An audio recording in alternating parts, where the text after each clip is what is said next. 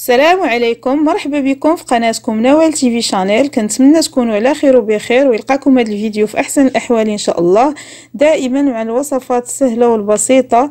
اليوم ان شاء الله غنقترح عليكم 3 الافكار اليوم كامل، الغداء والغوتي والعشاء. وصفات اقتصاديه سهله في التحضير وكذلك لذيذه ومغذيه. نتمنى تنال اعجابكم وتطبقوها، فعلا كتستحق التجربه. بقاو معايا وتبعوا الفيديو من الاول حتى الاخر باش تعرفوا على الوصفات وفرجه ممتعه.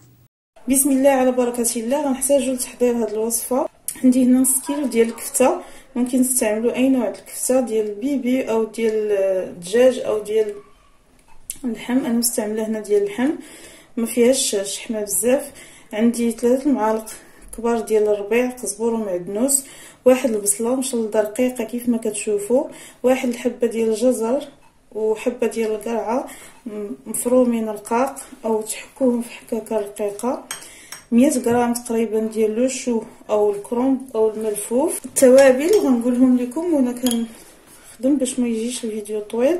عندي معلقه عامره ديال السكنجبير، معلقه صغيره عامره الزعتر، نصف ملعقه تقريبا الابزار، ربع ملعقه صغيره الكمون، معلقه صغيره عامره الفلفل الاحمر او البابريكا، ملعقه صغيره. هذه الوجبه كتجي متكامله، فيها الخضر فيها اللحوم. عندي 4 المعالق ديال لا شابلور. عندي هنا 2 فصوص ديال الثوم محكوكين، ايضا طماطم مقطعه رقيقه محيده ليها الزريعه ديالها مشلضه رقيقه وسقطرتها من الماء ديالها، الهريسه حسب الذوق.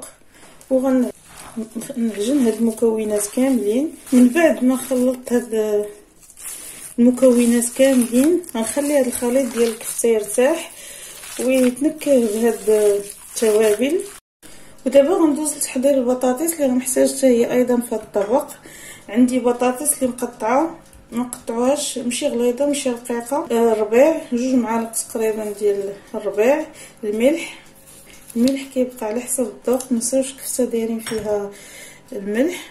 غندير فص ديال الثوم محكوك، غندير ملعقه عامره كبيره ديال الموطارد، شويه الابزار، ربع ملعقه تقريبا او الفلفل الاسود، 3 المعالق ديال زيت الزيتون، ممكن ديروا زيت المائده، نصف ملعقه ديال الزعتر مجفف مطحون. ونخلط هاد المكونات كاملين. ونجيب هنا مول اللي غيدخل الفرن، غنقاد فيه هاد البطاطس على هاد الشكل. من بعد ما قاديتها كامله كنحاولوا ما يجوش طبقات فوق بعضياتهم حيت البطاطا ما طيباش، نحاولوا نوزعوها بشكل اللي توصلها الطياب كامله. هاد الشرموله اللي بقات نعاود نوزعها. وغناخذ نجيب هذيك الكفته، الخليط ديال الكفته ديالي والخضر، بسم الله، ونشدو نحطو فوق من هاد البطاطس. كتجي بحال اون طاغ وهي بالكفته والبطاطس والخضر. من بعد ما كرست الكفته كامله عندي هنا 3 المعالق ديال صلصه الطماطم كبار، غنسرحهم. ممكن تزينوا الوجه ديالها باللي بغيتو، انا غندير الفلفل. من بعد ما زينتها بشرائح الفلفل طويله غنغرس فيها دوائر ديال الطماطم وغندخلها للفرن اللي مسخن من قبل على درجه حراره 180، مشعول من الفوق ومن التحت مده تقريبا ما بين 45 حتى ساعه. وهذه هي الوصفه اللي اقترحتها لكم اليوم، كتجي على هذا الشكل. من بعد ما دازت ساعه وتحمرت وكنقلبوا البطاطس ديالنا، كندخلوا فيها السكين طابت، يعني الاكله ديالنا وجدات. نتمنى ان شاء الله تجربوها، كتجي لذيذه وشفتوا معايا صحيه، فيها بزاف الخضر وسهله في التحضير، ما كتطلبش شي مجهود. الكفته كنخلطوها مع الخضر كامله وكندخلوها طيب في مره. نتمنى ان شاء الله تجربوها، والى عجباتكم الوصفه ما تنساوش تبارطاجيوها مع العائله والاصدقاء في مواقع التواصل الاجتماعي. ودابا ندوزو نحضروا الوصفه المواليه. بسم الله. لتحضير لهذا البريوش السائل الفردي غنحتاج 2 بيضات بحرارة المطبخ، الملح حسب الذوق، ملعقة صغيرة الخميرة حبيبات، نصف ساشي خميرة الحلويات ما يعادل 4 غرام، 270 غرام ديال الطحين الابيض وعلى حساب غالبا كتدخل لي 270 غرام كامله، نصف كاس السكر حبيبات، نصف كاس ديال الزيت وكاس ديال المدافئ، ممكن تعوضوه بكاس ديال الحليب، والفاني للتنسيم ممكن تنسموه بلي بغيتو. غنضيف الفاني، المكونات كلهم غنخلطوهم، غنضيف الطحين ونخلي شويه تنخلط. من بعد ما خلطت المكونات اللي عندي كاملين تنسجموا، شفتوا القوام ديالها كي كيكون اتقل من الكيك. ما ضفتش الطحين، غنكون دخلت هنا 250 غرام تقريبا، بقاو هنا تقريبا 2 معالق كبار ما عامرينش. نتلاقاو باش نفرغ هاد العجين في القوالب. دابا من بعد ما عملت هاد العجين ديال البريوش في بلاستيك غذائي غنفرغوه في هاد القوالب.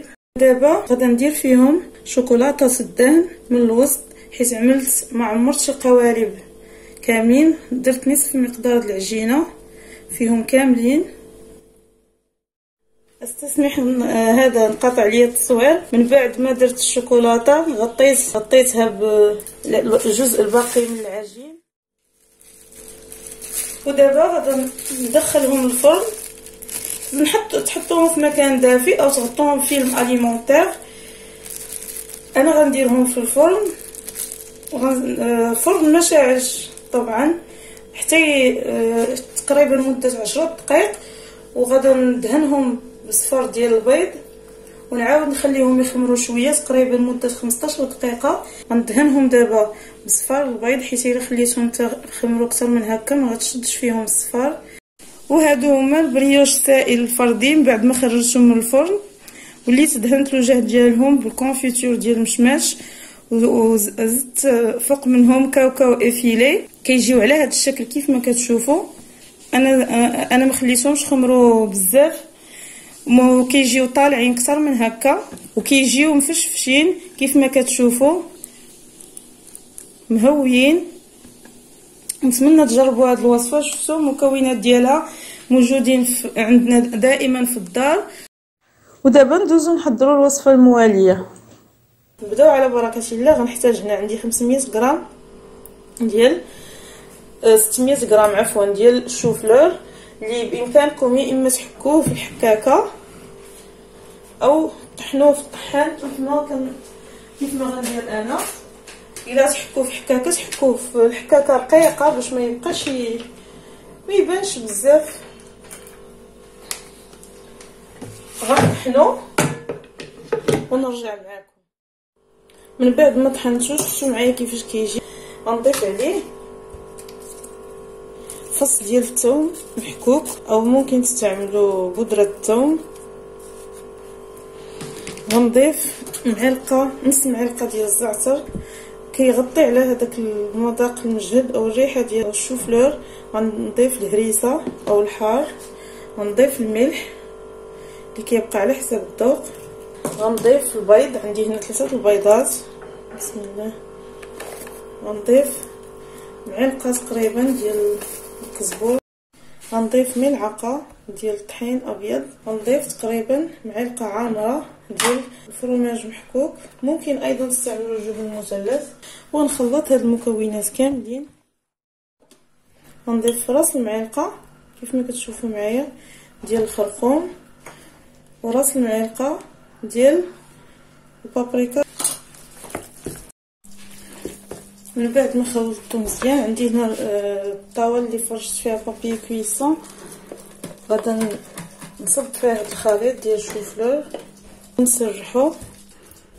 غندخلو الفرن مشعول من الفوق ومن التحت مده 10 دقائق تقريبا. ما نخليوش تيتحمر وينشف، غير نحسو زعما يتحمر ويبس لينا، غير نشف البيض يطيب ونخرجوه، ماشي حتى يتحمر. نقرصوه بحال هكا كيف ما كتشوف. غندوز نحضر دابا الحشوه اللي غنحتاج لهذا الرولي اللي غندير وسط من رولي الشوفلور.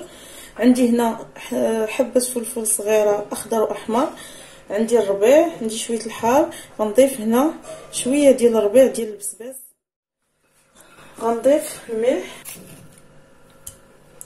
منساوش ان الشوفلور ديجا دايرين فيه الملحه، شويه الزعتر، غنضيف هنا 4 المعالق ديال جبنه الدهن.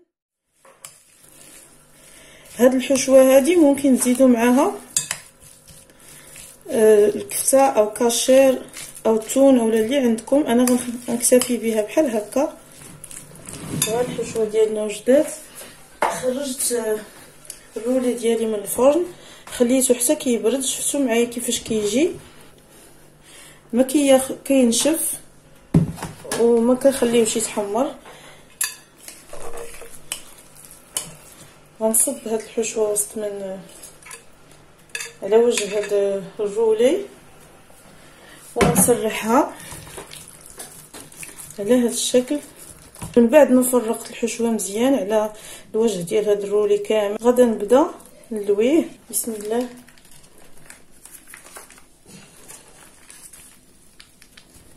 علاش قلت لكم خصو يبرد؟ حيت الا ما خليتوش برد، ما خليتوش زعما حتى برد، غيصعب عليكم تلويوه بلا ما غيتهرس. بسم الله. نلويه بحال هكا ونزير شويه، ما نتكيش عليه باش ما تخرجش الحشوه من الجناب. من بعد ما لويتو كي شفتوا معايا قلت لكم نعاود ندخلو للفرن. دهنتو بصلصه الطماطم جاهزه.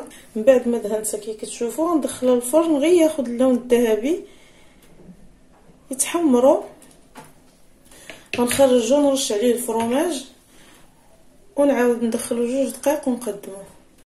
من بعد ما خرجت الرولي ديالي من الفرن كيجي على هذا الشكل كيف ما كتشوفوا، كيجي محمر، كياخذ اللون الذهبي. رشيت فوق منه شويه الفرماج، غنزينو شويه باوراق ديال البسباس.